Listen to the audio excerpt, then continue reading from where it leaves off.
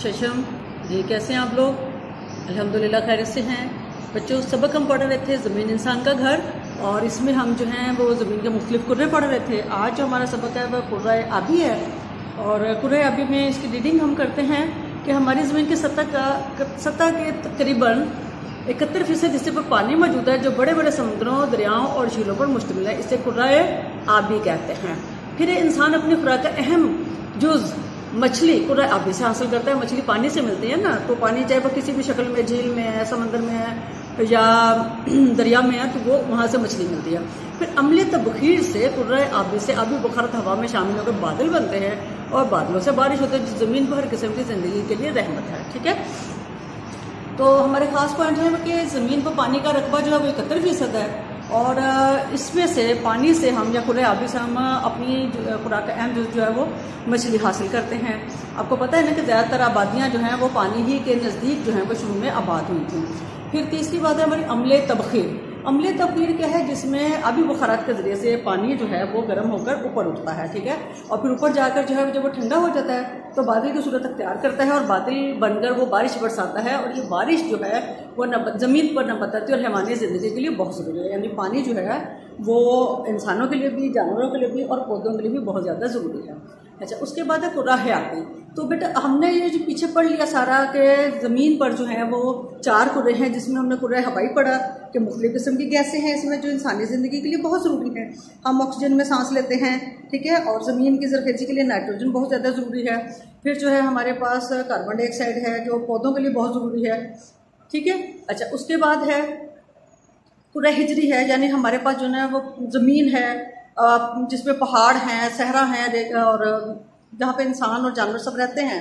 ठीक है, फिर कुर्रा हिजरी जो है वो चट्टानों से मिलकर बना है, और इसमें मादनियात पाई जाती हैं जो हमारे इंसानों के काम आती हैं। ठीक है, और उसके बाद कुर्रा आबी हमने पढ़ा है कि कुर्रा आबी पानी है, और पानी इंसान की ज़िंदगी है। ठीक है, पानी ही जो है वो ज़िंदगी है। तो यहाँ से हमें पता चलता है कि कुर्रा हयाती जो है ये इन तमाम कुर्रों पर मुश्तमिल है। ठीक है, कुर्रा हयाती जो है वो कुर्रा हवाई जमा कुर्रा हिजरी जमा कुर्रा आबी, इन तमाम कुर्रों को मिलाएं तो ही ज़िंदगी जो है वो वजूद में आती है। बच्चे, हम थोड़ा सा जो है वो अगला वो देख लेते हैं कि आबो हवा और इंसान का आपस में क्या ताल्लुक है। तो हमारा जो नॉर्मल वो है, जब हम महसूस करते हैं कि जब गर्मी ज़्यादा होती है तो हम किस किस्म के कपड़े पहनते हैं, हमारी किस किस्म की खुराक होती है, ये आप सबको एक्सपीरियंस है कि हम गर्मियों में हल्के और खुले कपड़े पहनते हैं और ठंडे ठंडे मशरूबात पीते हैं। सर्दियों में हम जो हैं वो गर्म और ऊनी कपड़े पहनते हैं, गर्म ग़िज़ाएँ खाते हैं हम। ठीक है, तो ये तो हो गया हमारे, उसकी बात होगी हम गर्मी सर्दियों के। लेकिन कुछ लोग जो हैं वो गर्म इलाकों में भी रहते हैं, कुछ सर्द इलाकों में भी रहते हैं, तो वहाँ के लोगों की जो है वो मौसम के मुताबिक अपनी खुराक और लिबास होती है। अब आप ये देख रहे हैं, आपके पास 2 तस्वीरें यहाँ पर, कि गर्म इलाकों में रहने वाले हल्का फुल्का लिबास और खुराक इनकी जो है वो कैसी होती है, और इसी तरह जो सर्द इलाकों के लोग हैं उनके लिबास कैसे हैं, उनके घर कैसे होते हैं। तो ये आप ज़रा इनको देखिए तस्वीर को, और आपको हम यहाँ पे ख़ास बात जो बताते हैं कि ज़मीन की सतह का आधे से ज़्यादा हिस्सा या तो बहुत ज़्यादा मरतूब है, या बहुत ज़्यादा खुश्क है, या बहुत ज़्यादा सर्द है। इसलिए ऐसे इलाकों में आबादी बहुत कम है। तो दुनिया की ज़्यादातर आबादी उन इलाकों में रहायश रहती है जिनकी आबो हवा बहुत ज़्यादा गर्म है, ना बहुत ज़्यादा सर्द है। यानी आप इसको समझ लें कि ये मैदानी इलाके हैं। तो और साथ में ये भी याद रखें कि दुनिया की 80% आबादी, कितनी 80% आबादी जो वो मैदानी इलाकों में रहती है। तो ये आप जो है ना इसको नोट कर लीजिए, देखिए आप, और सवाल जो है वो हमारे बने हुए हैं। तो सवाल आप जो है ना वो नोट कर लीजिए कि क्या है, कि कुर्रा आबी की तारीफ कर रहे हैं, और कुर्रा हयाती का दारोमदार किस बात पर है। तो आपको पता है कि कुर्रा हयाती के लिए तो कुर्रा आबी, कुर्रा हवाई और कुर्रा हिजरी सब पे दारोमदार है इसका ना। अब बताइए दुनिया की ज़्यादातर आबादी किन इलाकों में रहती है? अभी आपने मालूमात हमने आपसे शेयर की हैं, तो आप बताइए कि कैसी है, कहाँ रहती है। और फिर दूसरी बात है कि गर्म और सर्द इलाकों में रहने वाले लोगों की खुराक और लिबास में क्या फ़र्क होता है, ज़रा तफसील से बताइएगा। आपका अपना एक्सपीरियंस भी है कि क्या क्या इनमें फ़र्क होता है। ओके बच्चों, अल्लाह हाफ़िज़। तो समंदर कहते हैं, ठीक है, तो समंदर किस किस काम आते हैं, समंदरों की क्या खूबियाँ हैं, वो उसके लिए आप सफ़र नंबर 38 खोल लें। हम इसकी रीडिंग भी करते हैं और आपको समझ भी आएगी साथ में कि समंदर आमदोरफ्त का अहम जरिया है। आमदोरफ्त आने और जाने का अहम जरिया है। ठीक है, पहले ज़माने में जब ये हवाई जहाज़ नहीं थे, या सड़कें नहीं बनी हुई थी, या गाड़ियाँ नहीं थी, तो उस वक्त सफ़र करने का जो सबसे अहम जरिया था कौन सा था? समंदर था। ठीक है, तो उसमें आपको बताते हैं कि बैनुल-अक़वामी तिजारत भी जो है वो ज़्यादातर समुद्री रास्तों से होती है। सबसे ज़्यादा जो पेट्रोल और तेल है यानी तिजारत का पूरी दुनिया की जितनी भी किस्म की तिजारत होती है समुद्री रास्ते से, उनमें 50% जो है वो तेल जो है वो मिट्टी का पेट्रोल और मिट्टी का तेल जो है ये लाया और ले जाया जाता है। अच्छा, दूसरे उस पर हमारा आ रहा था कि आज से 6000 साल पहले कदीम मिस्रियों ने कश्तियाँ बनाई। कितने साल पहले? 6000 साल पहले। 6000 साल पहले किसने बनाई? मिस्रियों ने। और क्या बनाया? कश्तियाँ बनाई। ठीक है, ये याद रखने की क्या बनाया? कश्तियाँ बनाई मिस्रियों ने 6000 साल पहले। उसके बाद फिर 5000 साल, आज से 5000 साल पहले, ठीक है, यानी पहले वाले के 1000 साल के बाद 5000 साल पहले मिस्रियों ने ही, किसने? मिस्रियों ने ही बादबानी कश्तियाँ बनाई। बादबानी कश्ती क्या होती है?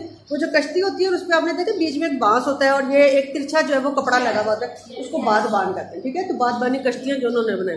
फिर 2000 साल पहले, आज से 2000 साल पहले तजारती जहाज रोमियों ने बनाए। किसने बनाए? रोमियों ने। रोम जो एक रियासत है, मुल्क है, तो जहाज जो है वो तजारती जहाज जिसमें तजारत, वो किसने बनाया? रोमियों ने बनाया। उसके बाद है 1850 से पहले समंदर के नीचे क्या है, समंदर में पानी के नीचे क्या है हमें नहीं पता क्या है, मछलियाँ पकड़ते थे हम और हमें नहीं पता क्या है। लेकिन जब 1850 के बाद आबदोज़ ईजाद हुई, आबदोज़ जो है वो एक ऐसी कश्ती कह ले या जहाज कह ले कि जो पानी के नीचे चला जाता है। ठीक है, और नीचे जाने के बाद जो है उसमें पानी वानी नहीं जाता है, अंदर से बैठ के आप अपनी जो आपकी साइंसी वो चीज़ें हैं उनके मदद से आप देख लेते हैं कि समंदर में आपको क्या कुछ नज़र आ रहा है। वहाँ पे बाकायदा जो है ना वो पौधे हैं, दरख्त हैं, मछलियाँ हैं, बहुत कुछ है समंदर के नीचे में। ठीक है, तो ये किस कब पता चला था हमें?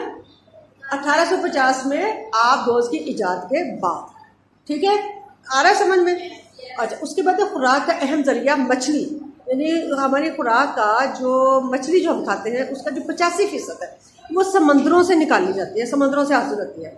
मछली जो है 85%, 85% जो है वो मछली समंदर से निकाली जाती है। और समंदर जो होते हैं वो आबो हवा को मुतदिल रखते हैं। मुतदिल क्या होता है? कि ना ज़्यादा गर्मी होती है ना ज़्यादा सर्दी होती है। तो जो इलाके समंदर के नज़दीक होते हैं ना वहाँ पे मौसम जो है वो नॉर्मल रहता है, वहाँ पे ज़्यादा गर्मी नहीं पड़ती, ज़्यादा सर्दी नहीं पड़ती। अच्छा, दूसरा हमारा जो है पानी से मतलब जो दूसरा अहम जरिया वो है दरिया।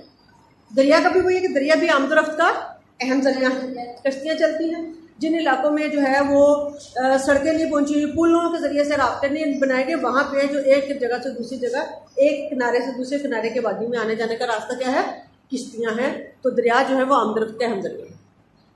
फिर दरियाओं का सबसे बड़ा फ़ायदा जो इस ज़माने में है वो क्या है? पन बिजली पैदा होती है। पन बिजली से मुराद क्या है?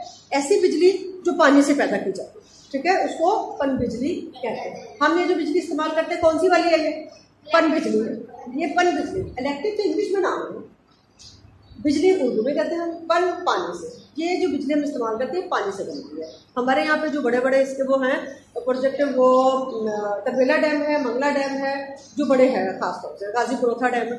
तो वहाँ पर जो दरियाओं पे बंद बांध के पानी को रोका गया है और फिर पानी को खास प्रोसेस के जरिए से बिजली में तब्दील किया जाता है। ठीक है, उसके बाद है आबपाशी। आबपाशी क्या होती है?